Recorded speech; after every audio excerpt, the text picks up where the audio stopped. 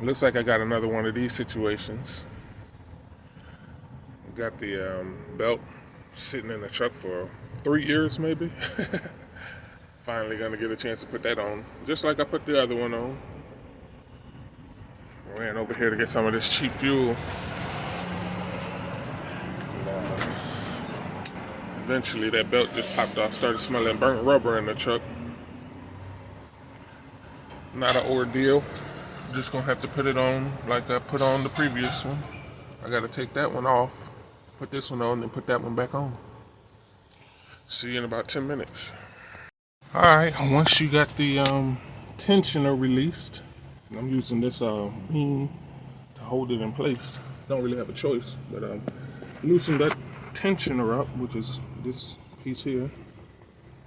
By pulling on it, it just loosens this big main belt, fan belt, serpentine belt. Then you slide this one through there and onto your belt that couldn't be accessed without moving it. And you're halfway there. Now you got the belt on. You just got to go around all the other pulleys, all of the other ones that don't have a belt on it, and you should be ready to roll. Since this is my alternator, I guess they were calling this the AC belt. But anyway, yeah, get that on there. It should be good. Well, it's not pretty, but it might hold. Got to hold till I get another one of these bad boys, because this one is missing bearings. Bearings popped out of it. Probably what caused it to bust in the first place. Hopefully that doesn't bust this one. Very well might. But I should be able to get up the road. Hope y'all have a better Sunday. I guess it's a good Sunday. A fix is a fix. What they say, a win is a win. Alright, talk to y'all later. This is what had to be replaced. The bearings came out. And this thing was just utterly destroyed. You can see the grooves are all screwed up inside. Just all messed up.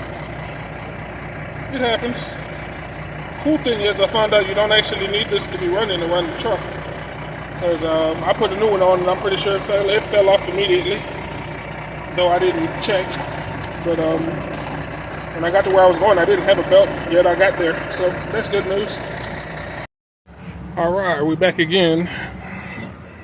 Turns out I had to replace this pulley, and putting it on the old belt, well actually it was actually a new belt, but the old pulley was not a big deal. I just took a screwdriver, wedged it in, and then worked it over until the belt went on.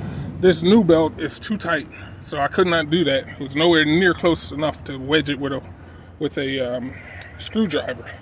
So I ended up having to take a rope and pulling it, attaching the rope to one side, making the rope go to the other side. I'll show you that real quick.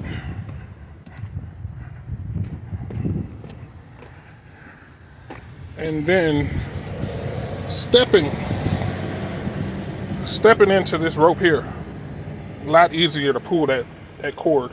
I just stepped into it, pulled the cord, pulled the belt, got it placed where I wanted to, and then took the pressure off with my foot.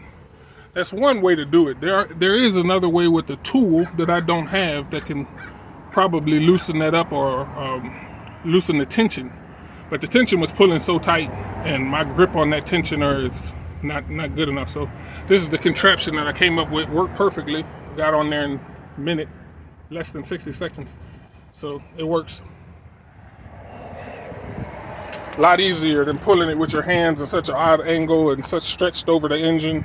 And as you can see, I got this towel up here because some parts of the engine are still hot. So I had to put that up there. It just got too awkward. So if you're in the same situation, you can use a rope. Just give yourself some room to step on it, and that'll pull it. All right. Y'all have a good one.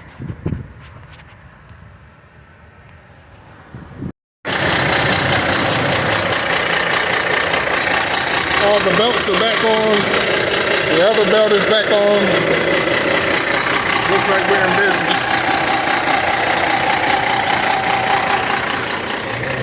If you didn't understand what happened, the AC belt came off. I had a spare belt. I put it back on, but the pulley was so heavily damaged, missing bearings, that it just broke off the new belt. So now I had to buy another pulley and another belt. So that was what you just watched. Thanks for hanging out. See y'all on the next one.